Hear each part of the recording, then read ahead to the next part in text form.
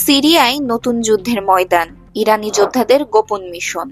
Iran সমর্থিত ইরাকি যোদ্ধারা সিরিয়ায় প্রবেশ করে বিদ্রোহীদের বিরুদ্ধে লড়াইয়ে অংশ নিচ্ছে। সোমবার সিরিয়ার নিরাপত্তা সূত্র জানায়, রুশ বিমান বাহিনীর সহায়তায় এই যোদ্ধারা বিদ্রোহীদের দমন অভিযানে গুরুত্বপূর্ণ ভূমিকা পালন করছে। ইরাক ও সিরিয়া কর্তৃপক্ষ বিষয়টি নিশ্চিত করেছে। যদিও ইরান সমর্থিত লেবাননের সশস্ত্র গোষ্ঠী হিজবুল্লাহ এখনই এই যুদ্ধে যোগ দেওয়ার পরিকল্পনা নেই। ইরানের পররাষ্ট্রমন্ত্রী বলেছেন, তেহরান যেকোনো প্রয়োজনীয় সহায়তা দিয়ে সিরিয়ার আসাদ সরকারের প্রতি প্রতিরোধ গোষ্ঠীগুলোকে সহায়তা করতে প্রস্তুত। নিরাপত্তার জন্য যোদ্ধারা একটি মাটির রাস্তা ব্যবহার করে সিরিয়ায় প্রবেশ করেছে, যাতে সীমান্ত পারাপার এড়ানো যায়। সিরিয়ায় পৌঁছানো এই ৩০০ যোদ্ধার বেশিরভাগই ইরাকের বদর ও নুজাবা গোষ্ঠীর সদস্য।